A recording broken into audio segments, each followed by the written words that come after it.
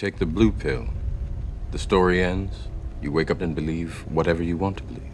You take the red pill. You stay in Wonderland. And I show you how deep the rabbit hole goes. Hey, remember when a science fiction movie about simulated reality made every action film that came before it look slightly embarrassed? Released in 1999 by Warner Brothers, The Matrix followed Thomas Anderson, better known as Neo, played as Keanu Reeves, a quiet computer programmer by day and a hacker by night who discovers that everything around him is a massive simulation built and controlled by machines. Guiding him through that revelation are Morpheus, played by Laurence Fishburne, and Trinity, played by Carrie-Anne Moss, two rebels who believe that Neo might be the one person capable of ending it. Directed by the Wachowskis, the film blended philosophy, cyberpunk aesthetics, and visual effects that then surprised the whole world and quietly rewired how action movies, visual effects, and internet philosophy will look for the next 20 years. Today we're going to count down 15 weird facts about The Matrix that you probably never heard of before. And stick around for number 1, because you'll never guess how many cameras and angles it took to get one of the most famous shots in sci-fi history. Before we jump in, don't forget to like, subscribe, and share the video. It helps YouTube show this to more retro movie fans like you. All right, red pill, let's go. Number 15, the role that nobody in Hollywood actually wanted. Before Keanu Reeves ever touched a black trench coat, the role of Neo was making its way through Hollywood like a rejection letter with legs. The Wachowskis had a pitch that required a very specific kind of faith. Will Smith was first up. The Wachowskis explained bullet time, and something got lost. Smith later admitted that he'd probably messed it up anyway, which is a remarkably polite summary of a man who didn't understand the single most talked about special effect of 1999. Brad Pitt, he simply passed because he was exhausted from 7 years in Tibet, a film that came and went so quietly that his tiredness lasted longer than the movie's buzz. I'm sorry, but you're under arrest. What charge? Failure to summit? No, I'm afraid not. Leonardo DiCaprio had just survived the production chaos of Titanic and wanted nothing to do with another massive effects machine. Nick Cage had family obligations, and Johnny Depp was the Wachowskis' personal first choice, and the studio killed that one before it even had a chance. At a certain point, someone floated the idea of rewriting Neo entirely as a woman and offering the role to Sandra Bullock, but she declined it. And then Keanu Reeves said yes, he learned kung fu, put on the coat, and delivered one of the most defining performances in sci-fi history. Number 14, the set that was built to be destroyed. The lobby shootout needed a set large enough and detailed enough to be progressively demolished.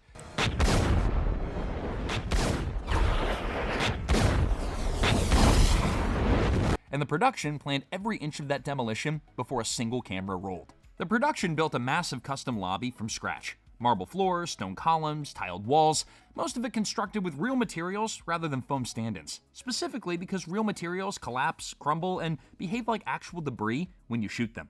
Nearly 4,000 squibs were embedded throughout the set, wired to trigger on cue so that every bullet impact would rip through a column or tear across a wall in real time. When cameras rolled, the set started dying. Pillars disintegrated, walls shredded, the floor disappeared under a layer of dust and chunks of stone.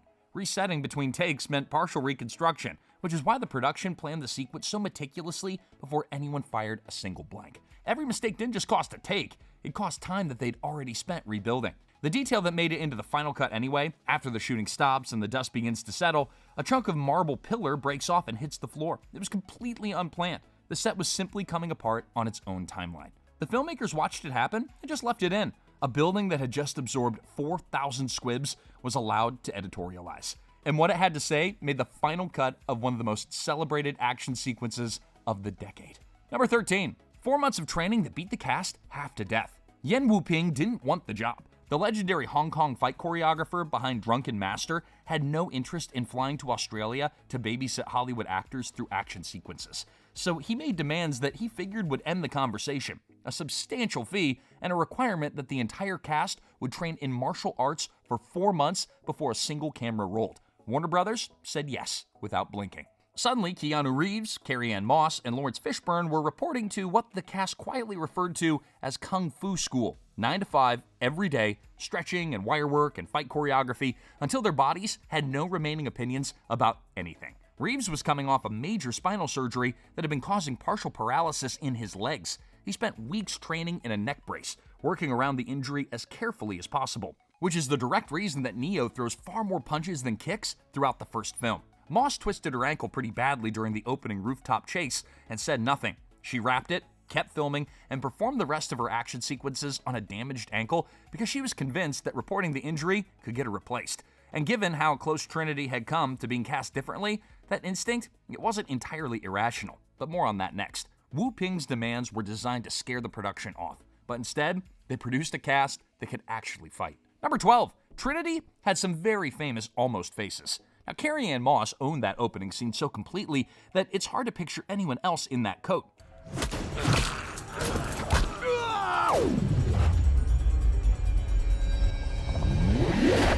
The casting process, they had other ideas. Jada Pinkett Smith made it deep into consideration. The stunt training clicked, the martial arts prep clicked, and she did a screen test with Keanu Reeves, and, well, nothing clicked. By her own account, the chemistry just wasn't really there, which is a significant issue when your two characters are supposed to carry the emotional weight of an entire cyberpunk revolution. The Wachowskis liked her enough that they didn't let her walk away from the franchise entirely. They just wrote her a new character, Niobe. The pilot introduced in the sequels, and brought her back that way. A very graceful consolation prize.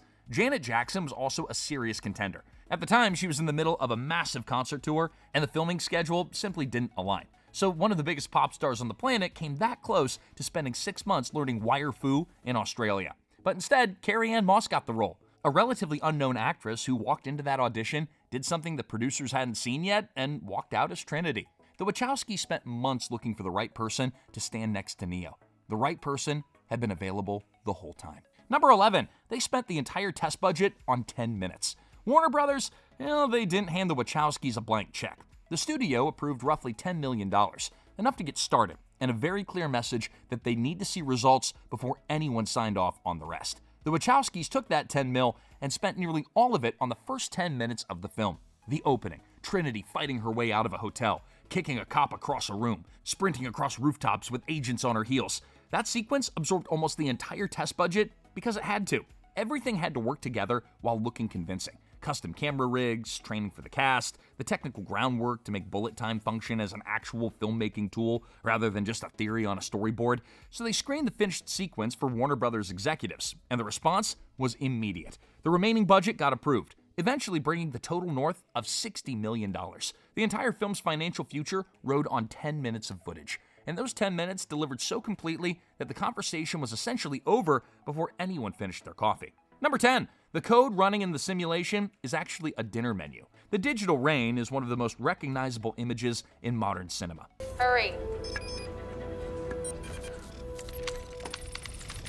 Cascading green symbols flooding down dark screens, representing the underlying code of an entire simulated reality. Hackers, philosophers, and film students alike all spent years treating it like a sacred text. It's actually sushi recipes. Yeah, visual effects artist Simon Whiteley was tasked with designing something that felt simultaneously technical and organic, code that looked alive rather than clinical. After struggling to land on the right aesthetic, he turned to Japanese cookbooks belonging to his wife. He scanned katakana characters directly from the recipe pages, and then he flipped them, mirrored them, and stylized them until they read as something genuinely alien. A handful of Western numerals got mixed in too to complete the effect. The result looked like the visual language of a superior machine civilization, but it actually was just instructions for preparing rice. The Wachowskis spent months building philosophical depth into every corner of the film. The Greek mythology, the Baudrillard, the Chicago street names, the symbolism layered into every character's name and ship and choice, the visual representation of their entire constructed universe, the thing that audiences stare at during every transition and every hacker sequence. Well, it all turned out to be just someone's favorite roll order. Whiteley had confirmed it publicly and seemed to find the whole thing pretty amusing. The Matrix is a simulation, and the code running it, well, it'd like to know if you want the salmon roll or the spicy tuna. Number 9, the film color-coded reality. Now, the Wachowskis made a secret color system look almost inevitable in the movie. Everything inside the Matrix is green. Not subtly green. The walls, the lighting, the air itself, it all carries a green cast that sits just slightly wrong without most audiences ever consciously registering why. The reference point was old monochrome computer monitors. The association was pretty deliberate, too. The Matrix was supposed to feel like a display, like the audience was watching life rendered on a screen rather than lived in a world. The real world runs blue. Every scene aboard the Nebuchadnezzar, every moment in the ravaged machine-controlled future outside the simulation is cold and desaturated and lit in hard blue tones. Harsher than the Matrix. It's less comfortable, more honest. This wasn't applied after the fact with color filter. The production built it into the physical sets. Lights were gelled, fabrics dyed, paint choices were made with the palette in mind. The color scheme existed in the rooms before cameras entered them. So while audiences tracked the plot through dialogue and action, the film was running a second, quieter track underneath, a visual system that answered the location question before any character did. Green meant the machine was in control. Blue meant someone had gotten out. Number 8. Morpheus wakes people up. His namesake put them to sleep. In Greek mythology, Morpheus is the god of dreams, a deity who enters the sleeping minds of humans and constructs the visions that they experience while unconscious. If you're talking about what you can feel, what you can smell, what you can taste and see, then real is simply electrical signals interpreted by your brain. The name comes from the Greek word morph, meaning form or shape, because Morpheus could take on any appearance inside a dream. He was the architect of the sleeping mind's reality. The Matrix version does the opposite. Laurence Fishburne's Morpheus spends the entire film dragging people out of a constructed illusion and forcing them to confront something real for the first time. The mythological Morpheus builds the dream, but this one tears it down and then hands you a pill. His ship carries the same weight. The Nebuchadnezzar is named after the ancient Babylonian king, renowned for vivid prophetic dreams that he couldn't decipher without outside interpretation, a ruler surrounded by visions of truth that he lacked the framework to understand on his own. Morpheus literally pilots a vessel named after a man who needed someone to explain his own reality to him. The Red Pill, the dream mythology, the philosophy textbook. The Wachowskis weren't making an action movie with intellectual flourishes. They were building an argument and letting the gunfights happen around it. Hey, quick pause before we go any further down this rabbit hole. If you're enjoying these behind-the-scenes stories from classic movies and TV shows, hit that like button and subscribe. Otherwise, you're basically a background character who took the blue pill, and we both know how that ends. Hey, sorry, you knew it was coming. Grab your trench coat and let's head back into the Matrix. Number 7. The Wachowskis assigned everyone some homework. Kung Fu school apparently wasn't enough. The Wachowskis also sent the cast home with a reading list. Homework, essentially, assigned by 2 directors who had hard opinions about how much their actors should suffer. Everyone received a reading list before the film began. Leading it was Simulacra and Simulation by French philosopher Jean Baudrillard, a dense, challenging book built around the idea that modern society gradually replaces genuine reality with symbols and representations until the distinction between real and artificial collapses entirely. Not exactly a beach read. The Wachowskis wanted their actors to actually understand what the film was arguing, not just deliver lines about red pills and green code without knowing why any of it mattered in the first place. The reading list didn't stop there, though. The cast was also handed Out of Control by Kevin Kelly, which examines how technology evolves to behave like living systems, and Introducing Evolutionary Psychology by Dylan Evans, covering how the human brain processes and responds to reality. So before anyone threw a punch, Keanu Reeves, Carrie-Anne Moss, and Laurence Fishburne had to get through a graduate-level philosophy syllabus assigned by 2 filmmakers who clearly weren't interested in making a movie that people could watch without thinking. The Kung Fu was always going to look good. The Wachowskis wanted the actors to understand what they were actually fighting about. Number 6. The Matrix was actually Chicago shot in Australia. The Matrix is set in a nameless American city, but none of it was filmed in America. The entire production relocated to Sydney, Australia, and it was shot primarily at Fox Studios and, of course, on the city streets. The reason was pretty straightforward. It saved Warner Brothers somewhere between $30 and $35 million.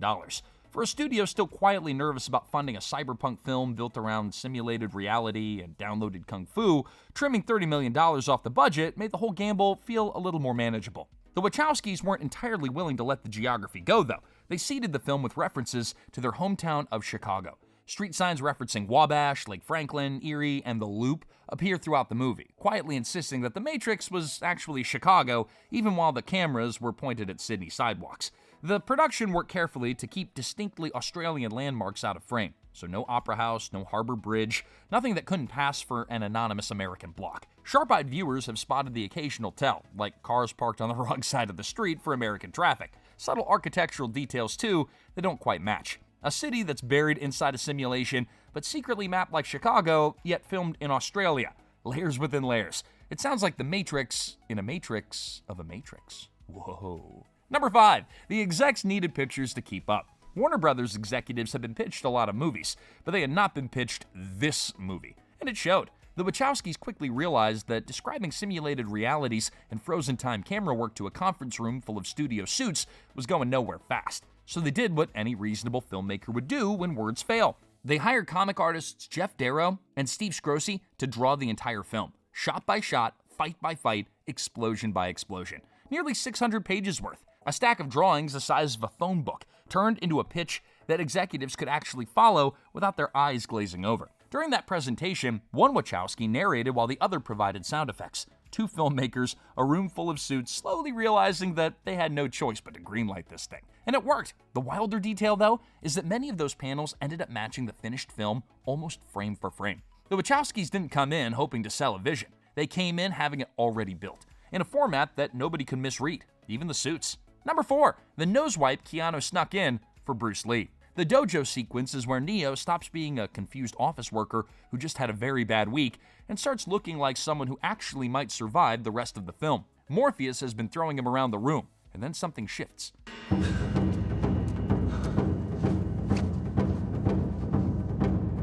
Neo settles, finds his footing, and before the next exchange, does something small. He wipes his nose with his thumb. It's fast, and most people miss it entirely. Reeves put it there himself. It wasn't in the script, but it was a deliberate nod to Bruce Lee, who used the same gesture repeatedly throughout his films, most notably in Enter the Dragon. For Lee, it was a signature tell, a small physical punctuation that appeared right before a fight moved into a different gear. Reeves had absorbed enough martial arts training by that point in production to know exactly what the gesture meant and where it came from. Slipping it into the dojo scene was a choice with some internal logic behind it. Neo has just had an entire library of combat disciplines downloaded directly into his brain. Kung Fu, Jiu-Jitsu, a full catalog of fighting systems absorbed in seconds. The idea that Bruce Lee's specific rhythms and mannerisms came along with the package, that fits cleanly within the film's own rules. What reads as a throwaway movement is actually Reeves quietly signaling a transition. Number 3, the most copied look in sci-fi history cost almost nothing. The Matrix built one of the most recognizable visual styles in the history of sci-fi cinema. Black leather, floor-length coats, tiny razor-thin sunglasses. Every surface gleaming like the future had a dress code.